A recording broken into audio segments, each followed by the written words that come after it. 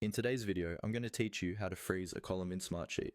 Freezing a column is really useful when you're working with large sheets and you don't want to lose track of important information like task names, IDs, or key reference data as you scroll horizontally. By freezing a column, you make sure it always stays visible on the left side of your screen while you move through the rest of your sheet.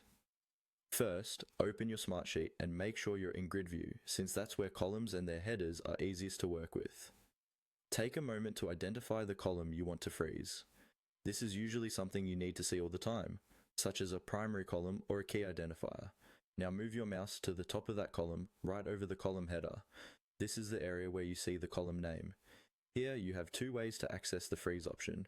You can either look for the three vertical dots that appear in the column header, or you can right-click directly on the header. Both actions will open the same context menu. If you prefer using the three dots, hover over the column name until you see the small menu icon appear, then click it. If you like using right-click, simply right-click on the column header instead.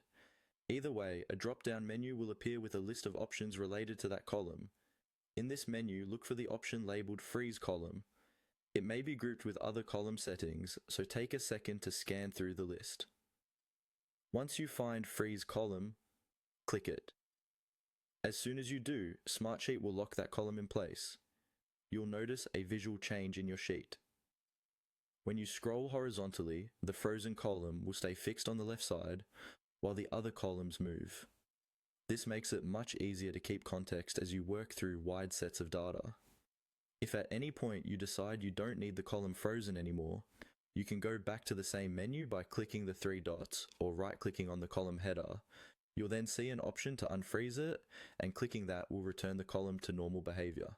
That's all there is to it. By using the column menu and selecting Freeze Column, you can quickly keep your most important information visible as you navigate your Smartsheet.